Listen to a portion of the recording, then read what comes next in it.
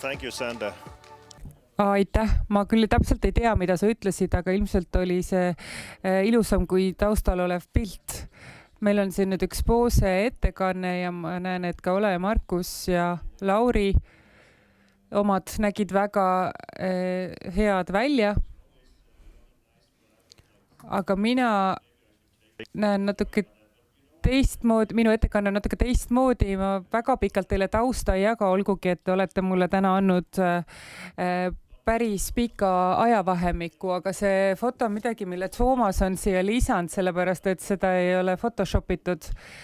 Seal on üks pilt, kuidas me käisime kalal ja mul jäi põske õngekonks kinni.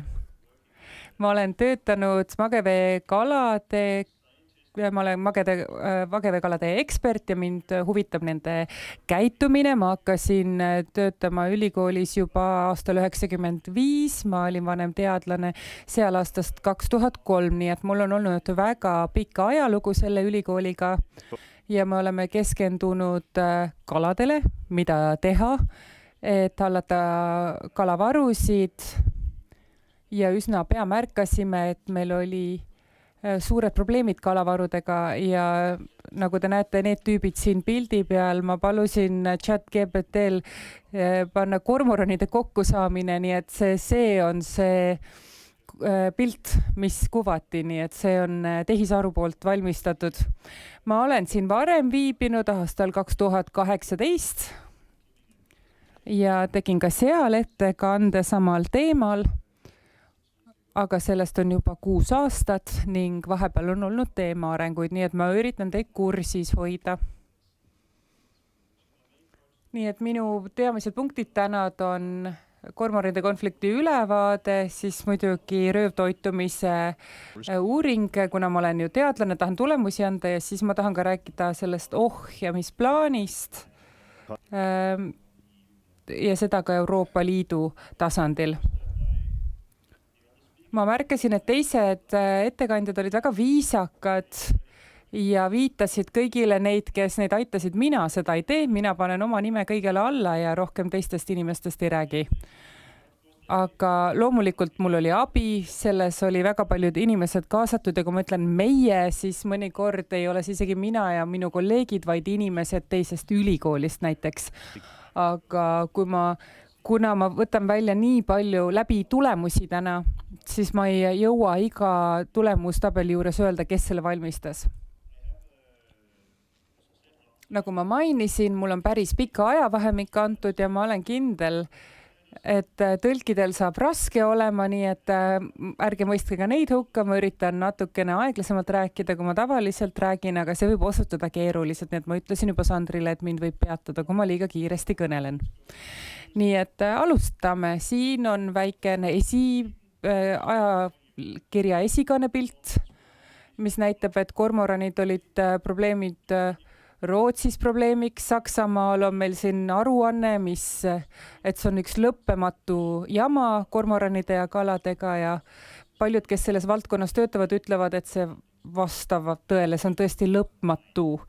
See on juba avaldatud aastal 2009, et juba siis oli probleem olemas, nii et konflikt on kestev ja see ei puuduta ainult väheseid riike, vaid isegi Ameerika Ühendriikides. Neil on kormorandi teine liik, aga ka seal on nendega probleeme ja mis siinkohal on huvitav on see, et kui nad avastasid aastal 2012, et see kormoranide koloonia sõi 3,6% noorkaladest ja mis on siis kaitse all, siis sõjavägi lasi selle linnukoloonia maha, nii et Ameerikas nad lasevad maha kogu koloonia, sellepärast et 3,6% kaladest said söödud ja ka Taanis on nad kaitse all. Nii et me loomulikult talitame maailmajagudes erinevati. Samuti on meil kormoranis olnud jutuks Euroopa Parlamendis aastal 2018. Meil on ka Euroopa Komisjonis aastal 2022 see juttu tulnud. Ja see on praegu ka kõne all siin, nii et kormoranide konflikt on saanud väga palju tähelepanu, mitte ainult liikmesriikides, vaid ka Euroopa Liidu tasemel. On erinevad eestkõnelejad, kes töötavad kormorandiga seotud määruste kallal ja teised, kes linnukaitsega tegelevad. Nii et see konflikt peitub siis selles, et meil peab olema tasakaalus kormorani arv, mis see nii-öelda tervislik arv siis oleks, aga vähemalt sellel piiril, et nad välja ei sureks. Samuti me tahaks, et meil oleks ka kalavarud, mis teenindaks kõiki. Kalad on ökosüsteemi jaoks väga olulised, kuid nad on ka meile inimestele olulised, et me saaksime neid tarbida. Nii et olukord Taanis peitub selles, kas meil on piisav paljult röövloomadele ja kalameestele kalu. Ma ei hakka praegu töönduspüügist rääkima, sellest tuleb hiljem juttu. Mõned faktid kormoranide kohta, te ilmselt teate juba kõike, nagu ka tänane hommikune ettekanne ütles, kormoranid söövad 300–600 grammi kala päevas. Nad söövad praktiliselt kõike, kalu suuruses 5–50 sentimeetrit, kui see on angerjas, siis veel pikem, aga neil võib olla väga suur isu ja väga erinevad kalad, mida nad tarbivad. Neil on tavaliselt suured kolooniad. Taanis on tavapäraselt 1000 pesa, nii et nad tahavad hoida kokku. Tavapäraselt nad haudusid puudel, aga nüüd nad teevad seda juba ka maas, nii et meil on kolooniaid ka nüüd maapinnal, nii nagu ka Eestis. Nad oskavad jahti pidada ükskõik millistes elukeskkondades, ka see on väga eriline röövloom, kes oskab seda teha, nad oskavad sukelduda, nad oskavad veepinnalt püüda ka pealmisi kalu, nad on teada olnud sukeldunud 30 meetri sügavusele. Sentimeetri sügavusele, vabandust. Ja nad suudavad lennata kilomeetreid ümber oma kolooniate, nii et ka selle järgi saab kahjustatud alasid tuvastada. Kormoranid söövad ka nugiseid, saarmaid. But in the south it's the wintering birds. At least that's how it used. Kormoranidel on ohuks ka nugised ja saarmad. Mõned slaidid on siin valed, sellepärast et tundub, et paljud linnud on jäänud ka talvituma ja on ka väga palju linde, kes on rajanud kolooniaid ka lõuna poole, nii et tundub, et kormoranid on oma pesitsuspaiku laiendanud ja on põhjustanud konflikte üle kogu Euroopa Liidu, kuid liiga vähe on seda teemat uuritud. Ma olen ise ka selle alati välja toonud, et uurimused puuduvad ja seetõttu on ka meie uurimusi nii palju kasutatud, kuna väga muud saadaval ei ole. See on üks foto, millega ma täna leidsin seoses saarmastega ja kas siis tõesti oli kindel, et me ei olnud kindel, et nad suudaksid süüa kormorane. Nii et saarmad avastasid, et kalu ei ole, aga on kormorane, et sööme siis neid. See on küll erijuhtum, aga nad on teada fakte, et nad söövad neid, sest Taanis on ka väga palju saarmaid. Ja kui me liigume helikoptervaatele, siis on meil kormoranide vanad kolooniad ja ma oleks pidanud juba alguses mainida, et kui me kormoranidest siin räägime, siis on see Carbo sinensis. Carbo ehk suur alaliik on siin välja toodud mustade täppidena rannikualadel ja ka siin 2007 ja 2008 on need välja toodud. Punased on Carbo sinensis, kes on siis võimsalt oma arvus kasvanud ja laienenud ka põhja poole oma kolooniatega. Nii et toimunud on suur laienemine. See on näha ka siinsetes arvudes. See läheb aastani 2014. Me ei ole kormorane kokku lugenud Euroopas sellest ajast. Me plaanime seda teha järgmisel aastal Århusi ülikooli raames. Nii et me saame üsna pea sinna uue arvu. Me eeldame, et see on tunduvalt kõrgem. Mitte Eesti ja Rootsi pärast, kellel on õnnestunud kormoranide arvu võimsalt suurendada.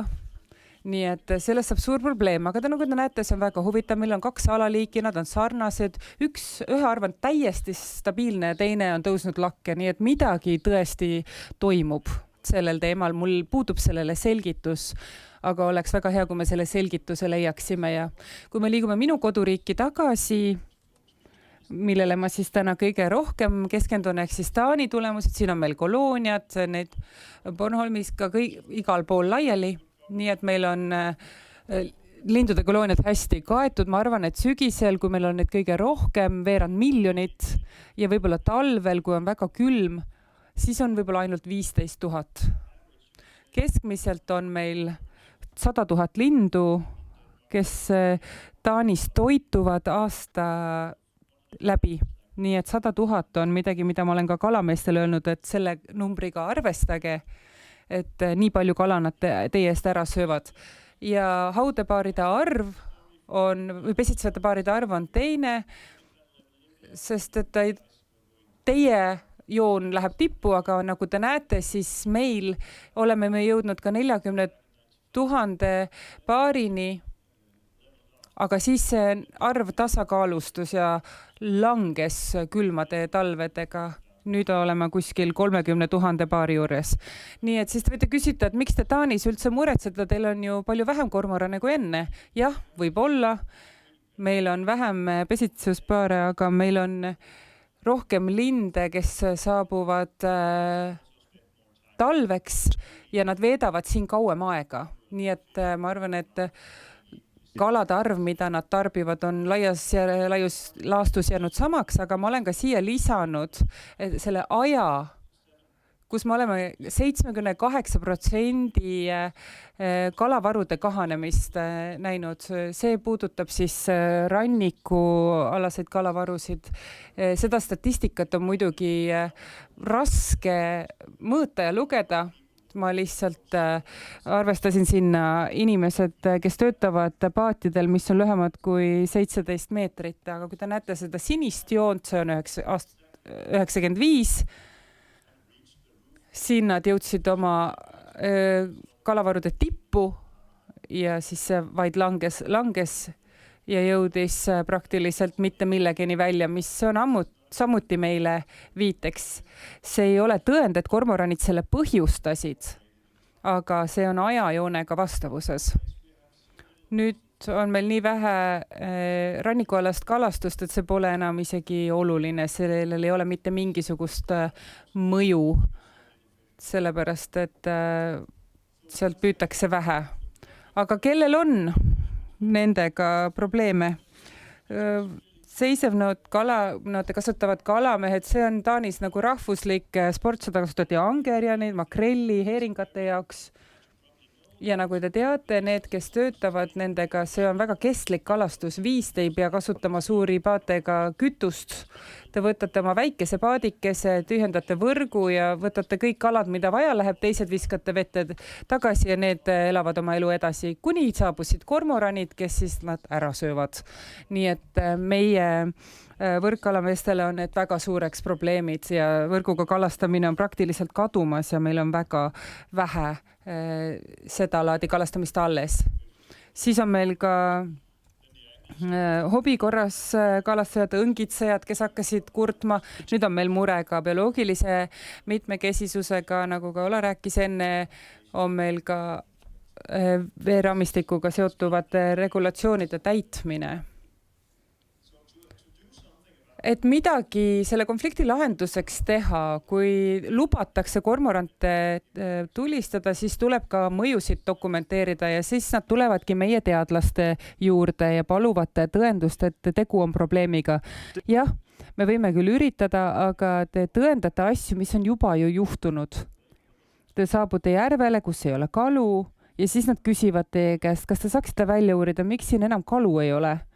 Ja see on ju keeruline. Meil on väga suur probleem Taanis, et meil ei ole piisavalt kalu, mille peal uurimustööd teha ja kui te leiate kohad, kus kalad on olemas, siis põhjus, miks nad seal on, siis seal ei ole kormorane. Ja see pole meie jaoks ideaalne lahendus, nii et väga raske on leida materjali uurimuseks ja meil on siis ka suur variatsioon aastast aastasse.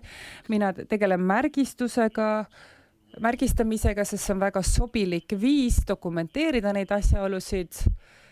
Ja kui ma tegelen kalade märgistamisega, siis ma tahan, et nad oma tavapärast käitumist jätkaks ja muidugi on meil vaja ka statistikat.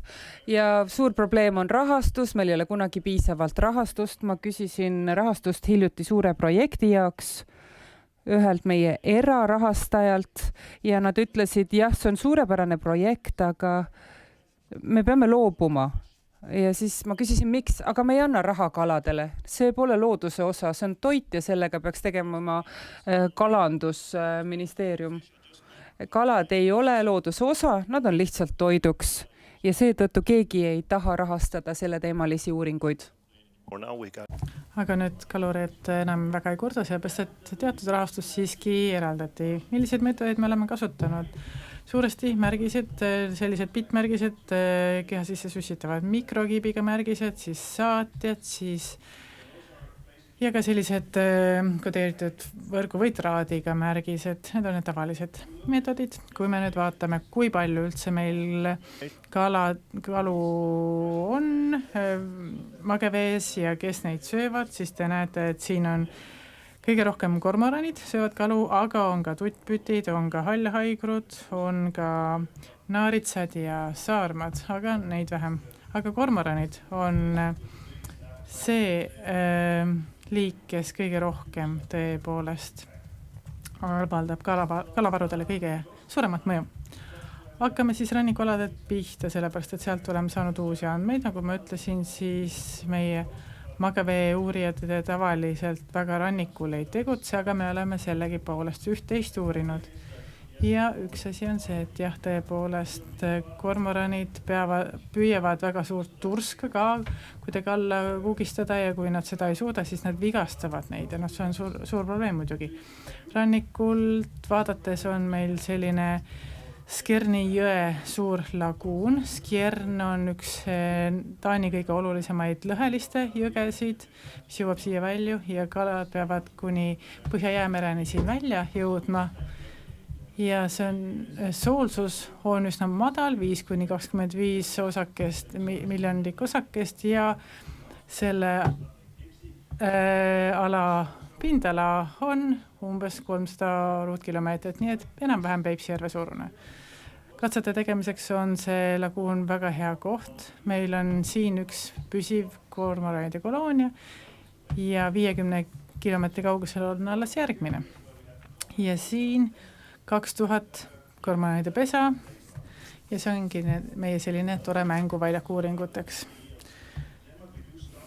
Me püüame Taanis väikseid hangerjaid, sellepärast, et nende asukorkonda ka aidata suurendada. Me märgistame need, siis laseme tagasi vette. Ja fjordi nad hiljuti just tagasi lastigi. Siis me saime ka 4000 väikest lesta kalurite abiga, 7-20 sentimeetri pikkused 2004. aastal, 10 000 ja 10 000 aastal 10 000 väikest hangerjat, 64 000 ka lõhelist, kes me kõik siis Skjerni jõkke tagasi lasime. Siin on üks väga kena pilt sellest, kus on väga palju ka räppetompusid näha ja iga päev käib siin üks kalur kummipaadiga, kes kogub neid räppetompi sellelt koloonialt kokku ja sinine muna viitab sellele, et neid pesasid õlitatakse, aga no sellest kontrollimeetodist räägime veidi või tõrjemeetodist räägime hiljem täpsemalt, seda tehakse kevaditi. Loomulikult me analüüsisime neid räppetompusid, aga samas oleks, kui juba räppetompusid vaadata, võib ju ka autoliidid läbi vaadata. Ja mida me siis tegime? Me avastasime, et väga väga täpselt lugesime aastate jooksul linnud kokku, teadsime täpselt, kui palju linde sellel alal toitumas käib ja leidsime, et seal on umbes 1400 või rohkemgi lesta, kes seal söögiks satuvad. Väga palju on ka kiiskasid, väga palju on ka särgesid ja näiteks ahvenaid oli seal 115 000, ehk siis see on tuhandetesse mõõtkava, mitte muidugi 1400 lesta, vaid 1 400 000, tohutult palju. Ja kui nüüd vaadata märgistamise analüüsi tulemusi, siis me näeme ka seda, et telemeetria analüüs näitas meile, et 40–50% märgistatud lõhedest püüti kinni selles ühes kormoranide koloonia piirkonnas ja väga huvitav oli see, et 25% nendest märgistatud lõhelistest langesid kormoranide söögiks 3-nädalalise perioodi jooksul. Ja Põhja-Jäämerest tulid piirkondadega väikesed lestad. Me teame, et varem oli selles piirkonnas ka töönduslik kalapüük, umbes 120 000 tonni kala püüti seal igal hooajal välja. Ja nagu te varem välja tõite, siis on räppetompude analüüs näidanud ka, kui palju üks kormoran suudab kalu ära süüa või eelistab kalu ära süüa. Ja näete, et selles veehoidlas või laguunis on väga konkreetne olukord, sellepärast, et tavapäraselt sellised tulemused kindlasti ka Taani lõikes ei ole. Väike kisklus. Ma uurisin, mida oli alates aastast 1997 kuni tänapäevani uuringutes tehtud ja leidsin 26 uuringus oli väga palju välja toodud seda, kuidas meritint oli üks kormorantide eelistatumaid liike. Aga põhimõtteliselt võib öelda, et peamiselt kõikides kohtades, mida me uurisime, on kormoranid ka väga palju mõjutanud lõhede arvukust. Ja tavaliselt öeldakse seda, et kui 50% võrra on meritinti selles piirkonnas vähenenud, siis tähendab ka seda, et poole võrra tuleb ka sellesse piirkonda vähem tagasi lõhedisi, seepärast et loodus ei suuda nende jaoks piisavalt seda elukeskkonda taastada. Mul on ka nüüd tehtud siin väike video Skerni jõe suudmealalt. Selle tegime kevadel ja siit te näete, kuidas jõgi jõuab 300 ruutmeetrisele laguunile välja ja väga huvitav osa, mida me meritindi kohta juba Laurit kuulsime, oli see, et siin oli suur meritindi asurkond ja esimestel aastatel, kui seal uurisime meritinti, siis meil jäi püünistesse nii palju seda meritinti kinni, et me ei leidnud üldse forelligi sealt üles, aga nüüd pole 10 aasta jooksul keegi ühtegi meritinti näinud ja tegelikult on nad sellest piirkonnast täiesti ära kadunud, ei eksisteeri seal enam. Aga loomulikult see ei olnud tavapärane päev, iga päev meil ei ole selles piirkonnas nii palju linde. Linnud kogunesid sinna tol päeval teel lõunasse, jäid korraks puhkama ja mina olin seotud ühe uuringuga, kus me kolleegidega koos vaatasime, et kuidas on lood lestadega kormoranide kolooniast 20 kilomeetri raadiuses ja nad avastasid, et mida lähemale kolooniale jõuti, seda vähem lestasid oli ja kui olid põhimõtteliselt vähem kui 10 kilomeetri kaugusel koloonia asupaigast, siis lestasid peaaegu üldse ei olnud, sellepärast, et kormoranidele maitsesid need väga. Võtsime siin Soome teadlased ka, vaatasime, kuidas on lood kaladega Läänemeres ja suuresti oli tegemist modelleerimisuuringuga. Me teame seda, et väga paljud kormoranid ja angerjad on siin Läänemeres olemas ja siin me vaatasime, kui palju süüakse ka ahvenat ja kui palju süüakse haugi ja kui me arvame, et kalapüük on nii oluline ja seda tuleks muudkui reguleerida eeskirjadega, siis tuleb vaadata ka seda, et kui kormoranid söövad kalameeste püütavast niivõrd palju rohkem, siis ilmselgelt kormoranid mõjutavad ka eeskirjadest seda olukorda rohkem, sellepärast et kui me kormorane kuidagi ei reguleeri, siis nad lihtsalt võtavad võimust. Ja probleem on selles, et selleks, et kormoranid saaksid kilo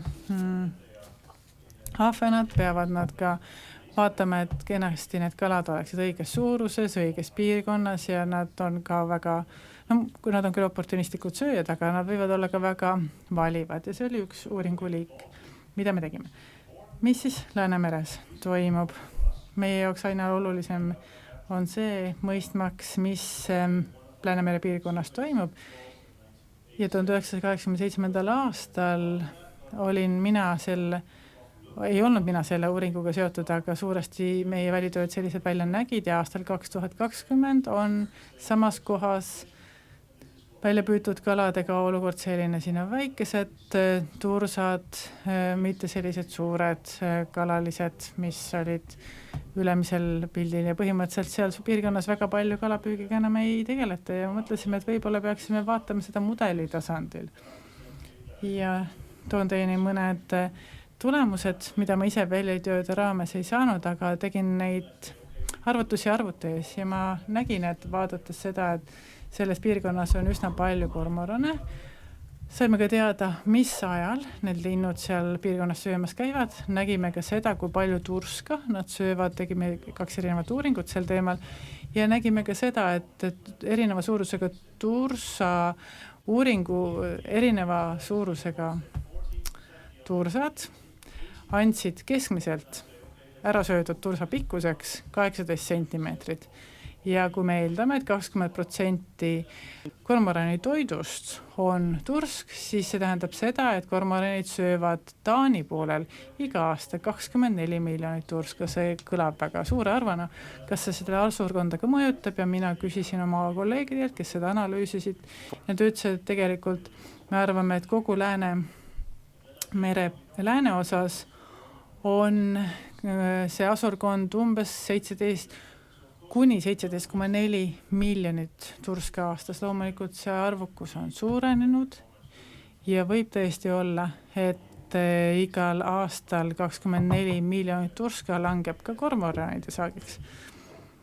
Aga me tavaliselt hindame, et suuresti on juba tursad ka kormoranidel ära söödud. Nii et kõiki neid arvutustesse kaasata ka ei saa, aga ilmselgelt kormoranid väga palju ka tursa asurkonda seal mõjutavad. Siis me mõtlesime, et vaatame asjaga teistmoodi. Paneme bittmärgised tursale külge ja mul vedas, et ma leidsin üles ka selle ühe viimase kastmõrva seisemnoodaga kala püüdva kaluri ja tegime aastal 2022 temaga pilootuuringu ja sel aastal kordasime seda uuringut. Ja panime siin väikse laagri püsti. Tema tühjendab oma võrgud siin, paneb kalad sinna mahutisse ja siis valisime välja kõige tervemad või kenema välimusega, panime bittmärgise neile naha alla, lasime tagasi, kaalusime ära ennega. Siis ootasime enam-vähem aasta aega talveni ja siis oli võimalik koloones asja lähemalt uurimalt. Siis vaatasime, et aastal 2022 püüdsime 2243 turska ja 968 lesta. Siin te näete, et nende pikkus oli lestade pikkus oli umbes 20 sentimeetrit ja tursal 18 sentimeetrit. No üle 20 sentimeetri väga neid lestasid ei olnud. Pikemaid kormoranid väga ei söö. Ja loomulikult tuleb vaadata ka skannimisvahenditega. Neid oleme kasutanud juba aastaid. Oleme ise need ehitanud ja kokku klopsinud, need veidi logisevad, aga toimivad üsna hästi. Kasutame 23 millimeetriseid märgiseid ja eeldame, et umbes 40% märgistest leiame ka nende kormoranide räppetompudest üles. Aga meil tuleb tõepoolest ka skännida selles skanneerijaga neid märgiseid ja väga keeruline on siin põrguregastikus või kuskil siin võsas neid kalu ja kõik analüüsida ja skannida. Ja me teame, et väga paljud kormoranid võivad need räppetompud välja oksendada ka järve, nii et me ei pruugi neid kunagi kätte saada, aga loodetavasti 10–20% märgistest me siiski kätte saame. Vaatasime otoliite, nägime, et neid lebab väga palju rannal ja järves ja nagu te näete, siis enamik neid on tursaotoliidid. Ja see samuti näitas, et kormoranid kindla peale söövad väga palju turska. Ja tegelikult õnnestus meil leida umbes 800 märgistest üles koloonias. Tegime 5–6 korda seda skannimist, iga kord aina rohkem tuli märgiseid välja ja teistes kolooniates samuti, aga enamik märgistest olid selles 500 pesalises koloonias. Ja kokku leidsime 26% kõikidest tursamärgistest ja 23% lestamärgistest. Loomulikult kõike ei ole võimalik üles leida ja kui me kasutame seda 0,4% tõenäosust, siis tegelikult me näeme ka, et see kiskluse määr on 65% tursa puhul ja 58% lesta puhul märgistamise algusest. Sel aastal tegime sarnase uuringu ja tegime ka veel lisauuringu. Ja see näitas sama, nii et järeldus projekti põhjal oli see, et ränd lõhelistele on kormoranidel kindlaks tehtud suur mõju, samuti ka lestadele, samuti ka angerjatele ja võimalik, et on väga suur mõju ka tursale ja me üritasime ka panime selle aasta juulikuus aluse uuele 3-aastasele uuringule. Üks doktorant veab seda eest, kes vaatab nii kormorane kui ka hülgeid koos Rootsi ja Taani teadlastega ja kavatseme paigaldada rohkem ka bittmärgiseid ja teha neid kormoranide toitumisúuringuid, et kinnitada neid kiskluse määrasid, mis me oleme varem kindlaks teinud, aga siinkohal sellest tehnilisest uuringust väga üksikasjalikumalt rääkima ei hakka, aga tegelikult selle uuringu tagajärjel on võimalik teada saada, mitmega peaks tegelikult need saadud arvutustulemused korrutama. Nüüd vaatame jõgede piirkonda. Taanis olid varem jõed sellise väljanägemusega ja nüüd nad näevad suuresti välja nii nagu alumisel pildil. See ei ole seotud otseselt kormoranidega, vaid lihtsalt sellega, kuidas meie jõgede taastamist läbi viime, nagu Karola ütles, et on Saksamaal kujuldatud miljardeid selleks, et jõgesid taastada ja siin me oleme tegelikult väga palju juba neid taastamisprojekte ellu viinud ja see on väga palju Taani krooniga maksma läinud. Ja me oleme hinnanud neid 71 elupaiga taastamise projekte ja nägime, et forellide noorkalu on pärast jõgede taastamist ilmunud jõgedesse aina rohkem ja see on üks näitajaid, mille alusel me ka jõgede elukvaliteeti hindame. Aga milline on olnud suurim mõju? Takistuste kõrvaldamine. Taanis on väga palju forellikasvandusi. Siin te näete kalaredelit tavaliselt, need ei ole töös, sellepärast et vesi tuleb siit ja kõik need forellid ujuvad siin ringi ja me oleme tegelikult tundide ja aastate kaupa püüdnud seda probleemi tõestada ja need takistused forelliliste liikumise teel kõrvaldada ja 2008. aastal valitsus kõrvaldas peaaegu kõik tõkked meie jõgedelt, nii et nüüd on palju parema ja vabama vooluga jõed Taanis kui varem. Ja väike pais on kõrvaldatud siin. Oleme veidi kasutanud killustikku ja seda jõevoolu veidi suunanud ja me teame, et lõheliste kudemise jaoks on see väga oluline ja meil on ka kohalikud inimesed olnud kaasatud kudealade taastamisel ja mis see tähendab? Nad osalevad, väga paljud vabatahtlikud kulutavad oma aega sellele taastamistööle ja see on olnud väga edukas, on väga kenasti toiminud. Siin on veel üks taastamisprojekt. 2611 erinevat taastamisprojekti on lõpule viidud, nii et see ei ole mitte väike ettevõtmine. Mina tegin aastaid tagasi uuringuid siin ja nüüd näeb see ala välja selline. Ja vee kvaliteet on samuti viimase 30-40 aasta jooksul väga palju paranenud, nii et meie jõgede olukord on praegu väga hea. Ja Viljastrupi jõgi, see ei ole küll väga suur, see on umbes 20 kilomeetrit pikk, see näeb selline välja üsna kena, meil on siin kena põhjaelustik, siin ei ole sellist vohavat vetikat näha. Selle jõe peal on kokku 7 kalakasvandust ja väga vähe oli seal aastal 1999 meriforelli. Siin on üks tüüpilistest paisudest, mis siis veel oli kasutusel. Me lugesime kokku ka meritindid. Aastal 2004 eemaldati 1 tamm, 2008. 3, 2009. 5 ja 2015. aastal üle 25. Te näete, kui palju on ka meritintide arvukus tänu sellele muutunud. Me pidime vaatama ka seda, et kas lisaks noorkaladele on ka täiskasvanuks kasvada jõudnud kalade arv muutunud.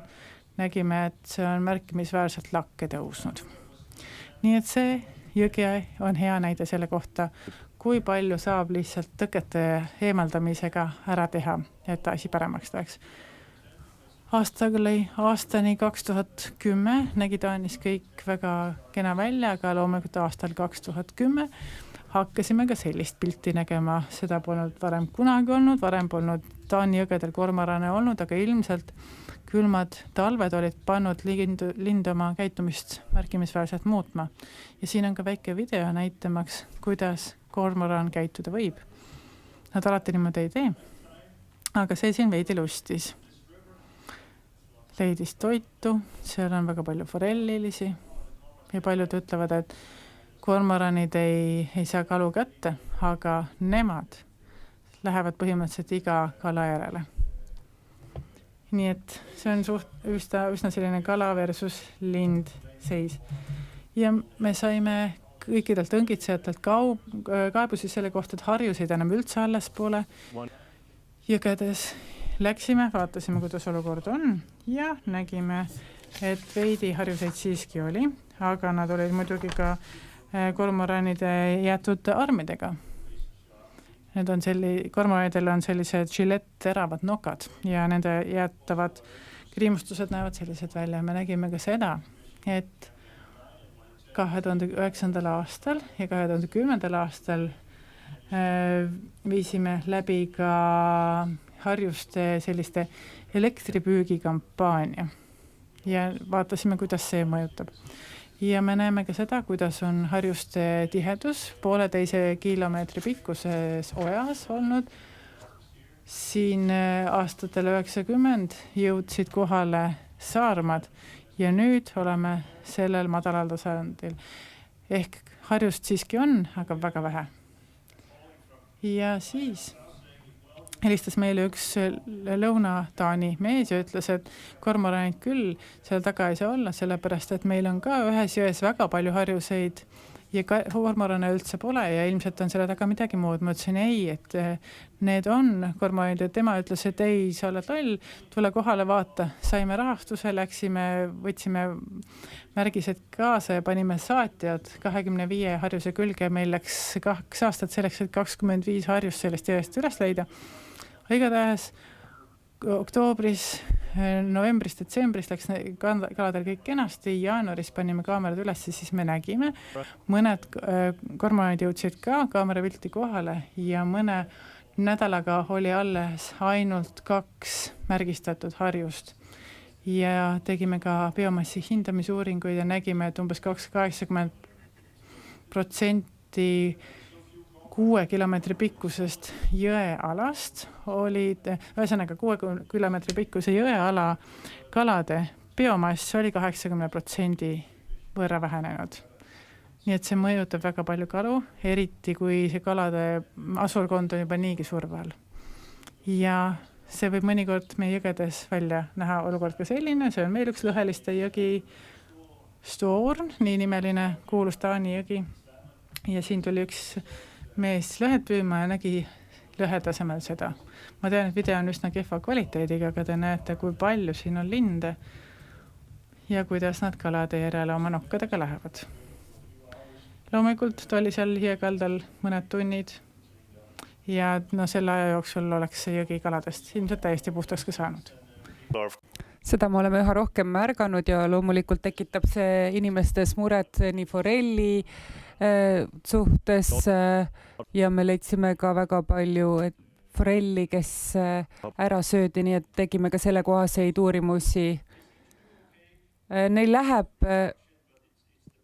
küll paljunemise mõttes hästi, aga me otsime suuremaid isendaid, sest meie jõgedes ei ole enam üle 30 sentimeetri isendeid ja see on juba mitmeid aastaid nii. Ja kui me liigume jõgedest järvedeni, siis meil on ainult üks uuring järvekaladest ja see on ka samuti märgistustega alusel.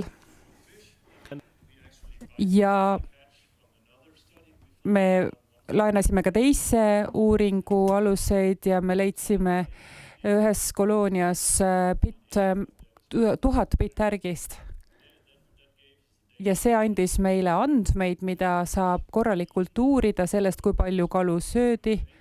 Ja nagu te näete, siis särg oli väga populaarne ja ka haug oli väga populaarne. Nii et see ei sobindu sama olukorraga nagu siin, kus särg oleks olnud kõige eelistatum. Siinkohal meeldis neile ahven palju rohkem. Siin on siis ahvena märgistusjoon ja siin on siis avastatud andmed, nii et kui me uurime siin 25 sentimeetrised või suurimaid ahven, siis on suur risk, et kormoran sööb ta ära, aga kui on väikene kala, siis ei ole suurt riski. Nii et kormoranidele väga meeldivad suured ahvenad. Sama ka haugide kohta. Siin on haugid, kes on üle 50 sentimeetri suured. Neid kormoranid ei ohustu, aga need, kes on suuruses 30–40 sentimeetrit, need on lindude lemmikud. Et nad isegi ei pane tähele, ei heitu sellest, kui kala on liiga suur. See on võimatu mõista, kui te näete selles suuruses kala ja lindu koos, et kuidas ta selle kala ära sööb, aga kuidagi nad ta alla kukistavad, sest muidu me neid kalamärgiseid kormoranide seest ei avastaks. Mõtlesime, et meil on olemas nad meie jõgedes, aga kõik muretsevad meie lõheliste pärast. Aga kuidas siis jõgedesisesed röövlinnud, nii et me tegime välistusuuringud, nii nagu ka Saksamaal plaanitakse teha. Siin on väga väikesed lõigud, sest me vaatame noor lõhe ja noor forelli ja meil on alad, mis on meil kaitstud alad, mis mitte. Siin on üks kaitsmata ala, meil on siia lisatud ka kaamerad, looduskaamerad, kus te näete, et siin on kormoranid pildis ja meil õnnestus kormoranid eemal hoida oktoobrist märtsini sellest piirkonnast. Selle võrgu all ei nähtud mitte ühtegi kormorani, vaid haigur saab küll ennast võrgu alla sättida ja ka lõhe kudeb seal, aga vähemalt me oleme saanud nende kaameratega väga häid pilte. Aga peale 2-aastaseid katseid, kus meil olid sellised erinevad katted, erinevad asukohad 2 talve jooksul, me avastasime, et kui teil on kattevõrk, siis kormoranid hoiavad eemale ja 50% kaladest jäävad ellu, kui ei ole võrku, on see 17%. Kuna meil oli ainult 2 võrdlevat asukohta, siis järgmisel aastal mõtlesime, et meil on vaja rohkem asukohti. Nüüd me oleme valinud 8, aga sellel aastal või tollel aastal kormoranid liikusid juba ka võrkude alla ja sõid kõikides asukohtades ja selles graafikus seda on raske välja tuua, aga roheline on kormoranide arv, mida me kaameratest jälgisime. See siis viitab sellele, kui mitu kormorani seda asukohta külastas. Must on see, mida me leidsime oktoobris ja kollane on märtsis. ja nagu te näete, siis see kõrge hulk kalu kadus talve jooksul kollaseks ja nii edasi. Ja te näete, miks siin tulpades on väga palju kormorane ja te näete ka, et kalavarud on kahanenud peaaegu ei millekski.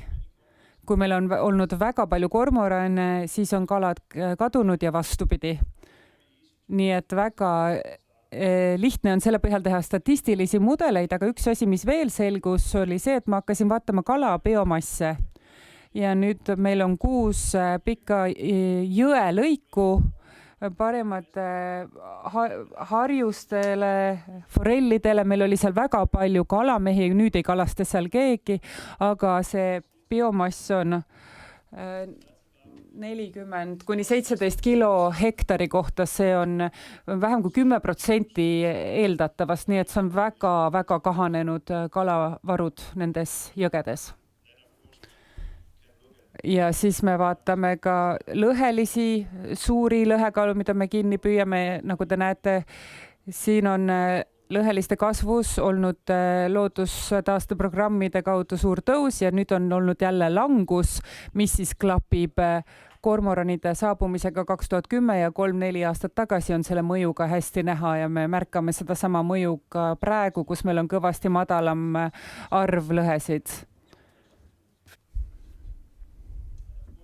Ja paljud inimesed ütlevad, et ma ei usu, et kormoranid saavad ennast ära toita väikestes jõeosadest, aga ma mäletan, mulle näidati seda videot ja see on muljetavaldav, see ei ole väga hea kvaliteediga videod, aga need kormoranid leiavad sealt väikseid kalu ja naudivad elu.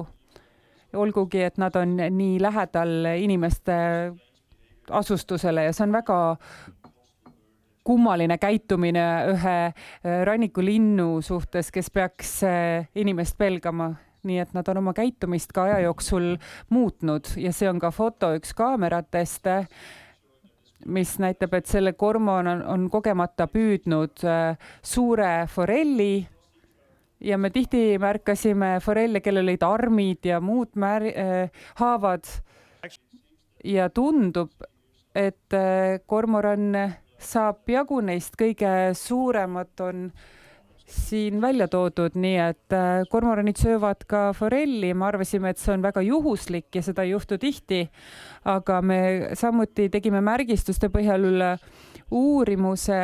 Meil õnnestus märgistada 840 forelli ja me leidsime 112 neist pesitsusaladelt. Ja siin te näete märgistatud kalasid ja neid, mida me leidsime.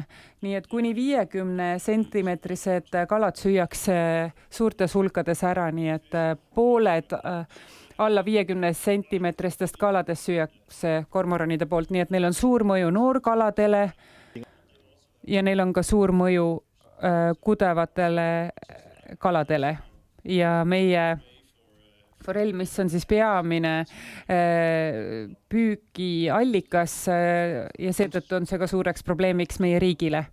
Järgmine väga suur murekoht on siin on üks uurimus aastast 1986 väikesest ojast, aga see liigub edasi järve, kus on järveforellid ja nüüd te näete, et need kalavarud on praktiliselt täiesti kadunud, mitte keegi seal ka kudemas ei käi. Me oleme arvanud, et see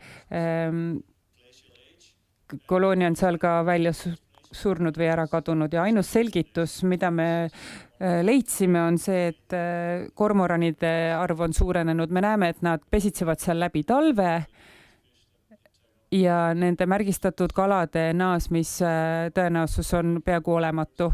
Teises järves on kormoranide koloonia, kus on väga erinevad pesad. Te näete,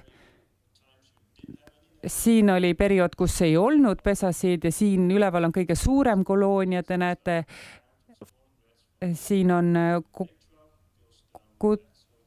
kudevad kalad ja mida kõrgem kormorani pesade hulk, seda vähem on seal kalad kudemas, nii et meie jõe forell on kadumas. Nii et selle järelduseks võib öelda, et meil on mõju järvedele ja jõgedele inimesed on selle üle arutelu pidanud, me oleme dokumenteerinud, et see on tõeliselt suureks murekohaks seoses kormoranidega.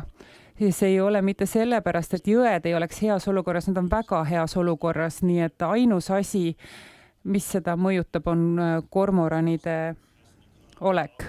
See on bioloogilise mitmekesisust ähvardav, see on majandust ähvardav. Me ei jõua enam nõutavate elukeskkonna tulemusteni, sest meie vetes on liiga vähe kala. Kalade arv pidevalt kahaneb ja sellepärast oleme ka selles ebaõnnestumas. Me teeme väikese pausi nüüd, sellepärast et ma olen päris tükk aega rääkinud ja siis praegu võtan võimaluse vastata teie küsimustele ja siis lähme ettekandega edasi. Natuke koos hingata ja mõelda juba praegu küsimuste peale, nii et kui teil on tekkinud senise ettekande puhul küsimusi, mõtteid, siis olge head, pange samamoodi Nielsi nime taha siia Q&A nupu peale vajutades oma küsimus või kommentaar kenasti kirja. Ja because I see that... Ma näen, et inimesed on praegu oma mõtteid kogumas ja alles lisamas oma kommentaare ja küsimusi, siis mul endal on paar mõtet. Nii et palun vastake sellele, kuidas soovite. Niisiis, ma ei tea, kas see on hea või halb asi, aga meil ei ole siin kedagi Taanist, kes teile oponeeriks. Kui te leiate midagi, kui te mõtlete oma töö peale, ja nende probleemidega tegelemisel seoses kormoranide kaladega, millised on need vastuargumendid, mida te tavaliselt saate? See on tegelikult väga hea küsimus. Ma oleks ka ise ilmselt sellest rääkinud, aga see töö, mida me oleme teinud, on olnud aktsepteeritud teadustöö, retsenseeritud teadustööl, nii et keegi, kes seda kritiseerib, peab väga süvenema sellesse, nii et inimesed loomulikult on seda kritiseerinud. Mul on üks hea näide, üks väga hea professor Kopenhaageni ülikoolist, kes on väga andekas, ta on maailmakuulus professor bioloogilise mitmekesisuse teemadel, ta on isegi ka kuninganna autasu saanud ja tema on käinud raadios ja ta on rääkinud, et see Jepsen räägib jura, ta ei kasuta ühtegi asurkonna mudelit. Aga miks ma peaksin mudeleid kasutama? Seda kasutatakse siis, kui puuduvad piisavad andmed, aga mul on nii palju andmeid, et ma ei peagi kasutama mudeleid. Loomulikult me võime mudeldada kõike, analüüsida kõike ja mõelda, et oleme jõudnud tõeni, aga ma parem lähen vaatan andmeid ja minu tulemused tulevadki otse nendest arvudest ja sellepärast ma esitlengi neile, ma ei hakka teile ütlema, et see on statistika. See on see, kuidas meie seda näeme. Aga üldine murekoht on see, on kahetasandiline. Üks on märgistus, kui te kalad märgistate, siis see on pool surnud põhimõtteliselt ja kormoran võib selle ära süüa ja siis me saame selle täispildi ja seetõttu ma tegelesingi pikalt nende märgistusmõjude uurimisega. Ja sama uurisin seda ka Ameerika Ühendriikides, sest sealne juhis loomade märgistamise kohta. Me oleme teinud väga palju analüüse märgistatud ja märgistamata loomadest ja nende ellujäämismäärast, nii et meil on väga palju taustainfot, mis tagab, et meie kasutatud meetod on hea. Seekord see rannikualane projekt, mida me tegime, selles meid kritiseeriti, mulle öeldi, et te panete need märgistatud kalad samma kohta tagasi ja nii kui te ära lähete, on kormorad seal ja söövad pooluimased kalad ära.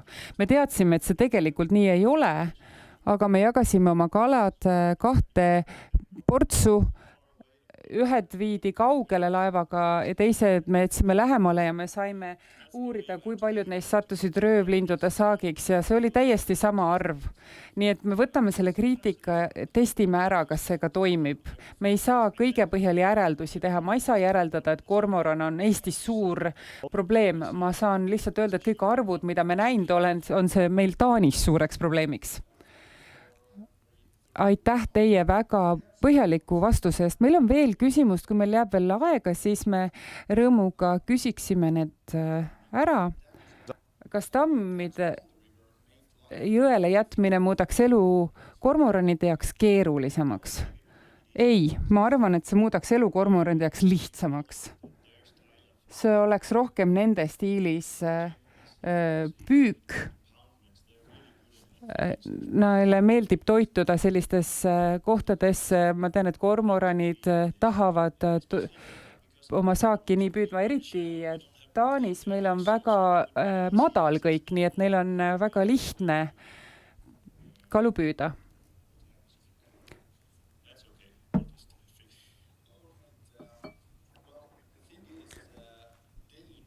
Taanlased on mune õlitanud juba 10.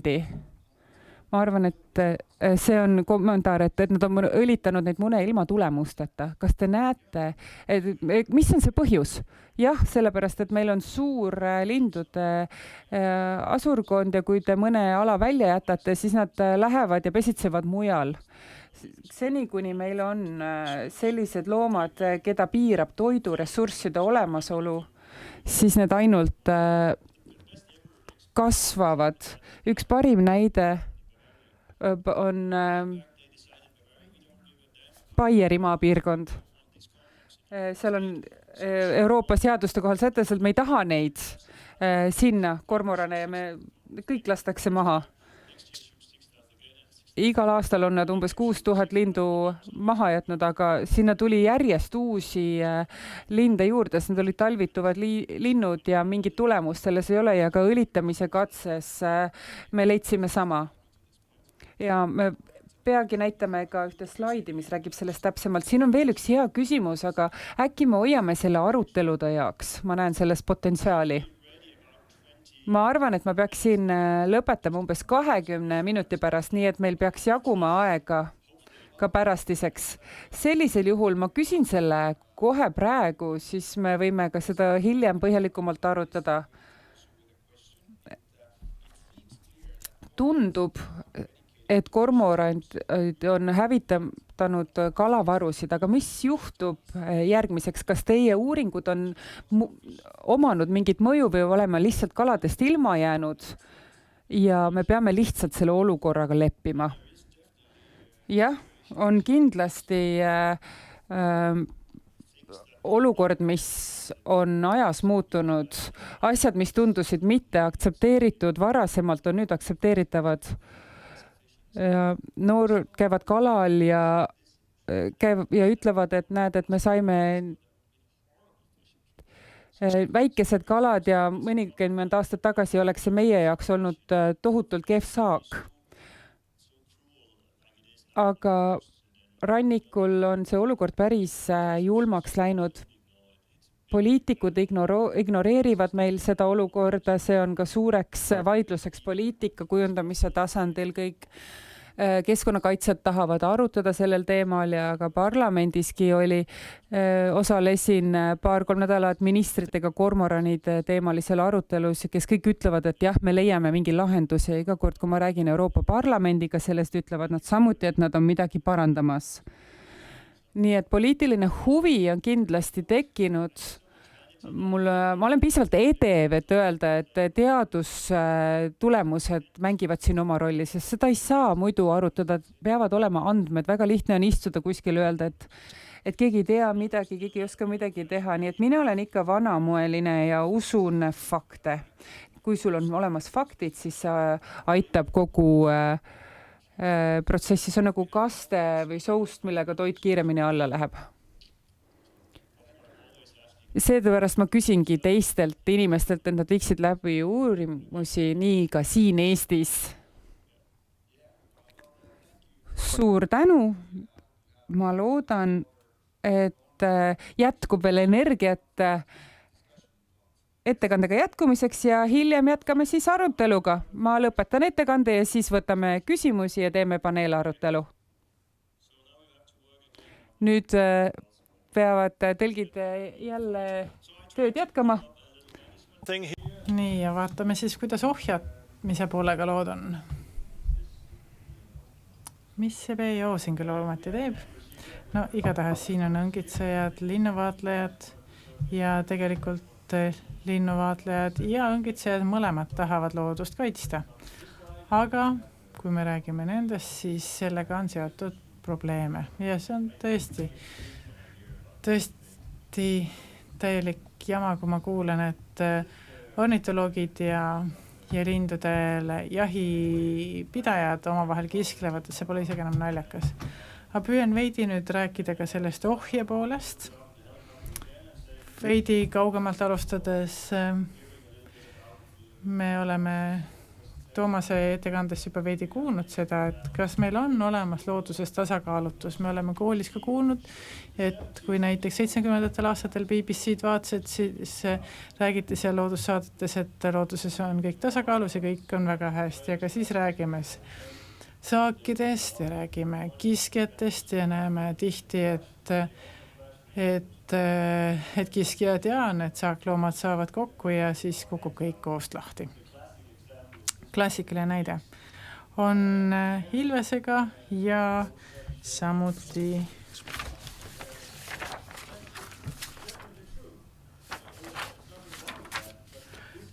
ka küülikutega. Püüdke siis võrrelda nüüd ilveseid, kes söövad peamiselt lumejäneseid, 95% nende toidust on lumejänesed. Ja mis tasakaalust meil siin saame rääkida, looduskaitsjad ütlevad, et alati on tegemist võidu relvastamisega, sellepärast, et kui keegi kiskjatest suudab kellegi loomariigist välja lüüa, siis on tasakaalutus aina rohkem märgatav. Aga me oleme erialakirjanduses hakanud Taanis rääkima aina rohkem ka sellisest kiskellõksust. Põhimõtteliselt võime ette kujutada olukorda, kus näiteks ühel hetkel enam saakloomi üldse pole ja lumejäneste tase oleks kogu aeg sel tasemel, sellepärast et näiteks kui mõnigi jänes juurde sünniks, oleks kohe olemas ka valge jänes juurde sünniks, siis oleks kohe olemas ka ilves, kes selle nahka piistab. Nii et oleks ainult kiskjad. Tegime Euroopa siseveekogude kalanduskomisjoniga koos uuringu ja vaatasime seda, et 26 osalenud riigist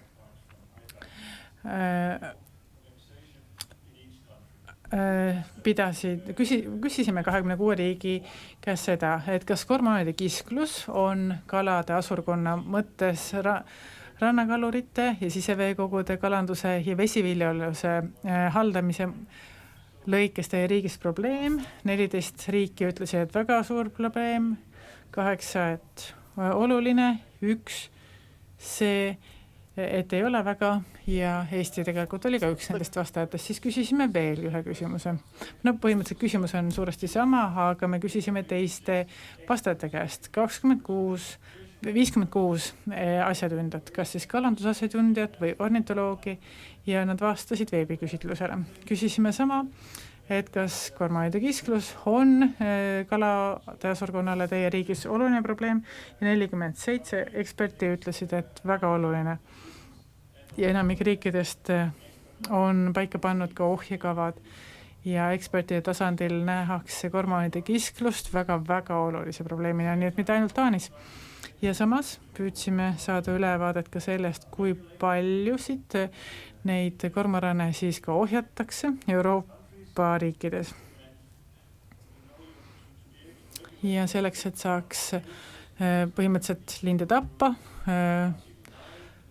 tuleb jälgida artiklit 9, ehk siis teil tuleb see ära tõestada, et saada küttimiseks luba, aga tuleb ka teavitada, kui mitu lindu maha lasid. Ja me nägime, et tegelikult siin on välja toodud ametlikult registreeritud konkreetses riigis tapetud lindude arv ja siin me näeme, et Saksamaa on siin esirinnas, Taani, Leedu, Ühendkuningriik, Eesti on ka siin statistikas tegelikult esindatud, on järgnevad riigid, aga Prantsusmaa teada ei anna, aga laseb 45 000 lindu sellegipoolest aastas maha, aga nad ei anna sellest ametlikult teada. Sama kehtib Norra kohta. Nii et kui me vaatame nüüd Norrat ja Prantsusmaa, arvame nemad tabelisse sisse, siis me näeme, et nad on kokku umbes 120 000 kormorani on nendes riikides aastas maha lastud. Iga aasta tagant püüame olukorra üle vaadata ja te näete, et tegelikult ei saa öelda, et midagi ei tehta, üsna palju tehakse. Ja see on ilmselgelt väga alaesindav number, sellepärast, et on ka väga palju linde, keda nii-öelda kontrollitakse, ehk siis maha lastakse, kelle kohta meil andmeid ei ole. Ja kui me eeldame, et Euroopa Liidu kormoranide asurkond on umbes 1,5 miljonit lindu, siis iga aasta maha lastavad 120 000 lindu on vähem kui 10% asurkonnast ja tõenäoliselt vähem kui 25% iga-aastastest noorlindudest. Sellepärast, et kormoranidel sünnib väga palju poegi iga aasta ja on loomulikult ka neid juhtumeid, millest teada ei anta, kuigi linnud maha lastakse ja me teame, et Taanis lastakse väga palju, ilma et kellelegi teavitatakse väga palju, on eeskirju, mis on paigas ka väljaspool Euroopa Liitu ja on ka loomulikult ka looduslikud kiskjad, näiteks valgesaba kotkad, merikotkad. Nii et tegelikult üht-teist võib sellele 120 000 maha lastud linnule veel lisanduda. Kuigi tundub, et väga palju tapetakse linde, siis tegelikult suuresti see olukorda ei pruugi mõjutada. Kui me vaatame nüüd Taani valitsuse tasandil kormoranide ohjad, siis meil on olemas ka kormoranide rühm paika pandud. 97. aastast peale on olemas riiklik kormoranide ohjakava. Me näiteks õlitame siis kormoranide mune, samuti takistame kormoranidel uute elupaikade või pesitsuspaikade rajamist. Ja näiteks kui nad kuskile kevadel maanduvad ja me hakkame neid seal segama, siis lindule on loomulikult see segamine meeldi ja nad lähevad mujale. Ja on ka selliseid vahejuhtumeid, kus valitsus on näiteks traktoriga kogu kolooniast lihtsalt üle ramminud, nii et mõnikord on läinud ka väga veriseks olukord ja on ka sellist korrigeerivat tulistamist ehk siis loomulikult jahipidamist kormoranidele meil ellu viidud, seda nii kalurid kui ka jahimehed koos ja mina näiteks korraldasin järelevalvet ühe jahiklubi tegevuse üle ja siis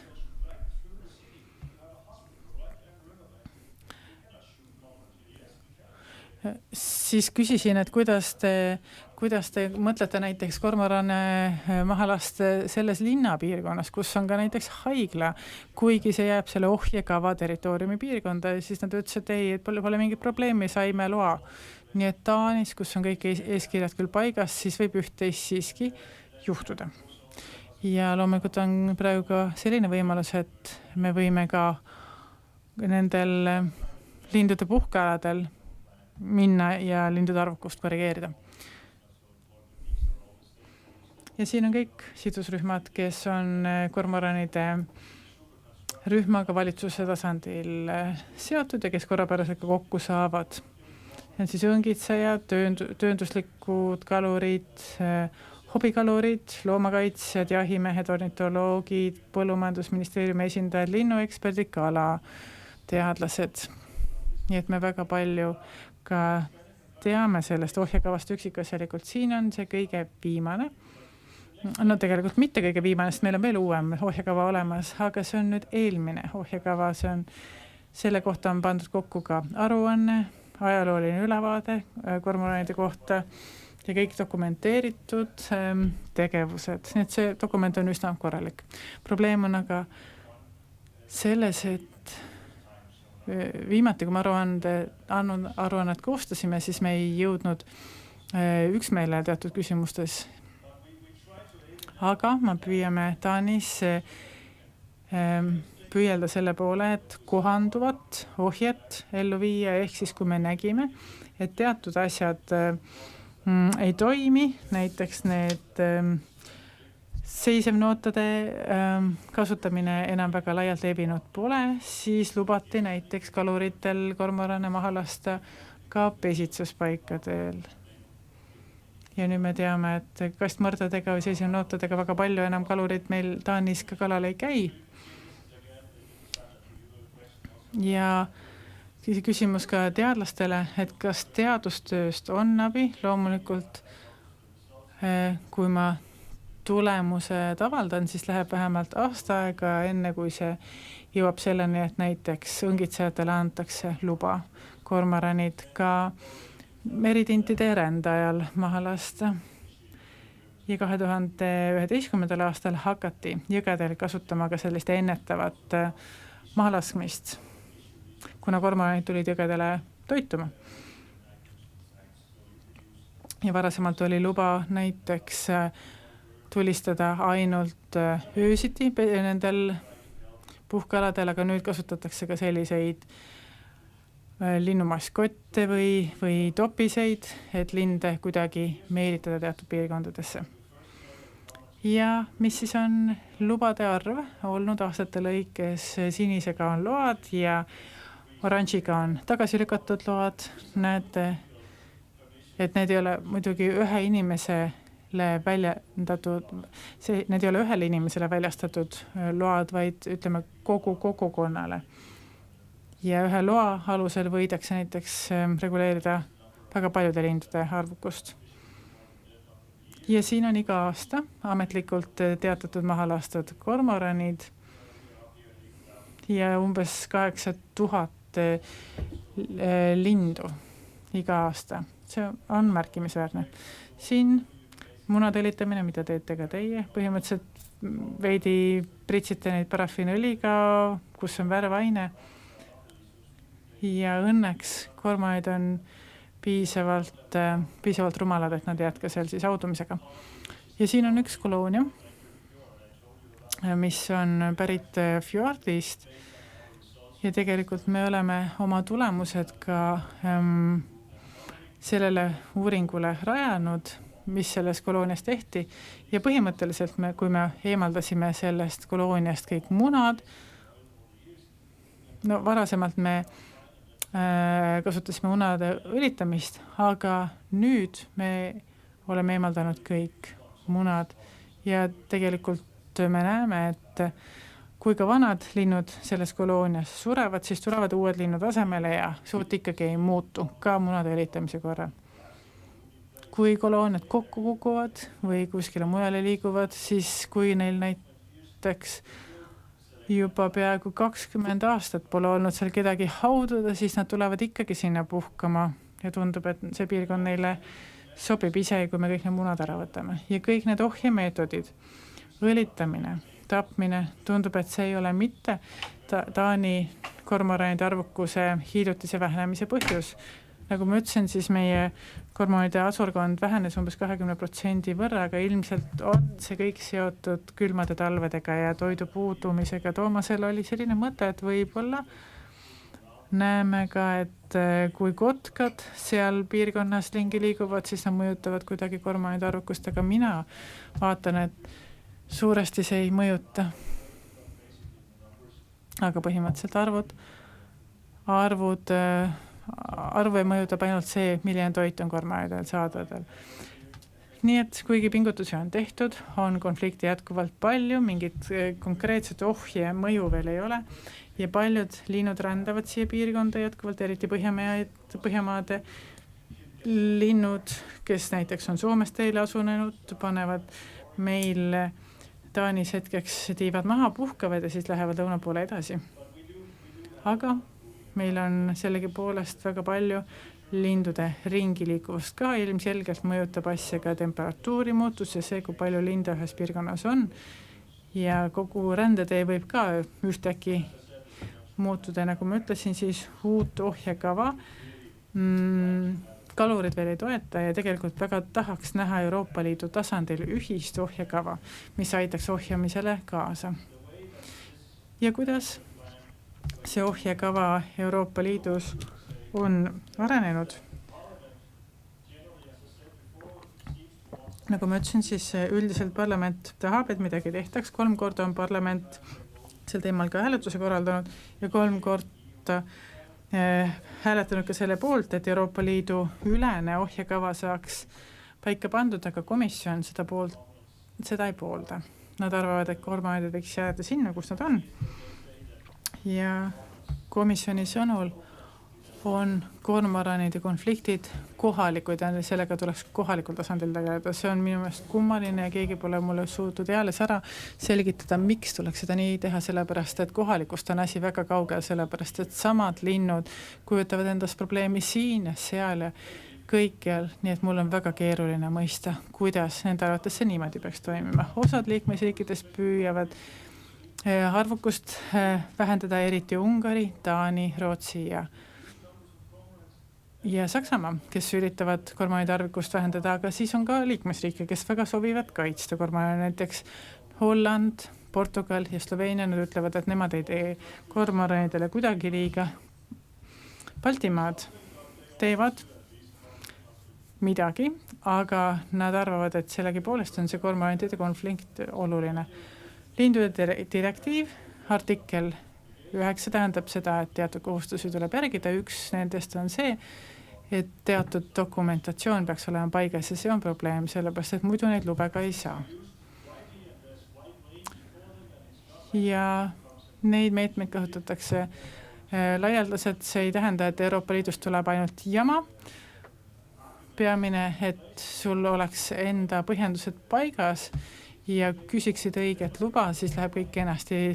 Taanis on näiteks veebis võimalik ID-kaardiga sisse logida ja küsida seejärel kormoranide tulistamise luba ja põhimõtteliselt järgmisel päeval see sulle juba väljastatakse, nii et kõik on nii lihtne. Ja loomulikult me anname ka igal aastal Euroopa Liidule sel teemal aru.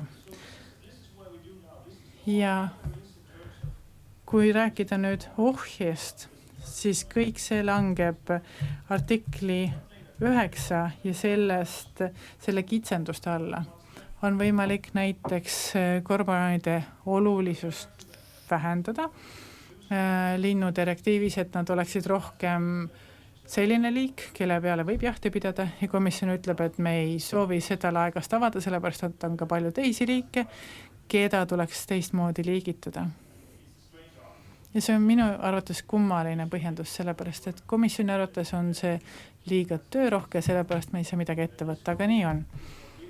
Ja meie loodame, et tekiks Euroopa Liidu ülene kormoranide ohjekava, kes see meie on, peamiselt kalade asurkonnaga tegelevad teadlased ja tegelikult see Euroopa Liidu ülene ohjekava peaks ka seda lindude küttimist palju paremini reguleerima, mitte et iga liikmesriik teeks nii, nagu ta tahab. Sellepärast, et meil ei ole kuidagi võimalik neid konflikte kontrolli alla saada, kui meil ei ole sellist Euroopa Liidu ülest asurkonna kontrolli meetodit. Üks hea näide näitel, mis on Siberi hanede liiki linnud, kes elavad sealses keskkonnas väga hästi, sellepärast et Gulagi vangilaagerid peale nende sulgemist siis neid enam ei jahitud ja neid lühinokhanesid käisid kõikide põllumeeste teravilja sööma ja leiti ohjekava ja nüüd on selle liigi jaoks ka Euroopa Liidu ülene ohjekava. Nii et me loodame kasutada seda ka enda ohjekava eeskujuna. See on midagi, mis on saanud rahastust, mis on jagatud minule ja kolleegile, nii et meie oleme need 2 inimest, kes vastutavad selle ohjekava loomise eest. Me saadame selle kõikidele huvitatud osapooltele ning me korraldame ka töötubasid, kohtume Brüsselis vastavate osapooltega, kuidas see peaks tegelikkuses välja nägema. Ja seejärel me vaatame, vähemalt see on komisjoni poolt selline nendepoolne žest, nii et vaatame, kuidas edasi läheb. Aga nüüd tuleme tagasi selle kaalu juurde. Iga kord on, ühel pool on teil kormoranil, teisel pool on teil need erinevad kalaliigid. Siin ei ole mingit loodushoidmise küsimust, neid on väga palju, neil ei ole ka muud väärtust kui see, et inimesed tahavad neid looduses jälgida, aga ma ei tea, kas te tahate näha neid 100 või 10, aga siis on ka muidugi tunded ja poliitika. Ja siin on meil looduskaitse ja muud asjaolud, mis kalade puhul on väga oluliseks peetud ja kui Euroopa Liit oma elukeskkondade direktiivis on liigid välja toonud ja nad on tõeliselt kaitse all ja nad kohustavad riike neid kalu kaitsma ja kui me dokumenteerime, et ainsaks nende ohuks on kormoranid, siis on meil ju seal konflikt. Midagi tuleks sellel teemal teha.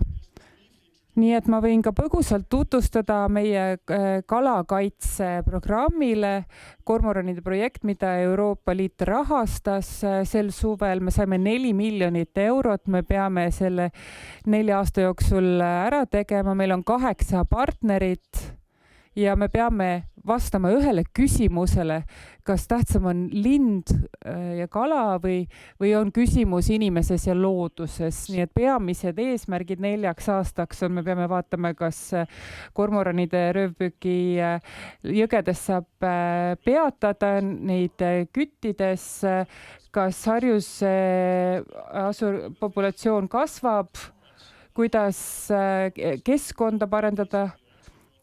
Nii et me uurime ka kormoranide, kuidas saavad liikmesriigid paremini kaitsta, kuidas kormorani asurkond on edasi arenenud Euroopa Liidus ja kuidas kaitsta ja kaitsemeetodeid rakendada, sest neid tuleb rakendada. Jõekalad on kogu maailmas see rühm, mis on kahanenud kõige enam, nii et bioloogilise mitmekesisuse mudelid on nad välja toonud kõige problemaatilise rühmani ja loomulikult me kormoranide abil ei lahenda kõiki jõekalade probleeme, aga vähemalt forelli ja harjuse puhul tundub see olevat väga suur probleem, nii et me üritame seda süvitsi uurida, me ei ürita nii väga dokumenteerida asjaoluliselt, me tahame uurida, kas me jõuame lahenduseni, kui palju pingutusi on vaja, et kormorane eemal hoida, kas see viib meid suuremate kalavarudeni või mitte. Ja see on päris ambitsioonikas projekt.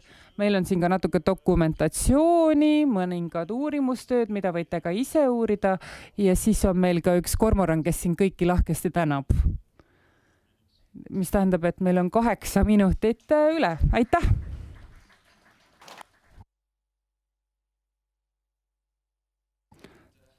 Suur tänu taas kord. Jah, meil on küsimusi, mis saabuvad meie aruteluringis, väga äge pilt. Ja osad inimesed arvavad, et see ei ole niivõrd viisakas, aga sellised need kormoranid juba on. See kindlasti meelitab vaatajaid ligi ja püüab pilku. Kas meil on küsimusi praegu juba publikus või kui teile see sobib, äkki me siis alustame juba arutelu ringiga ja hakkame kogunema?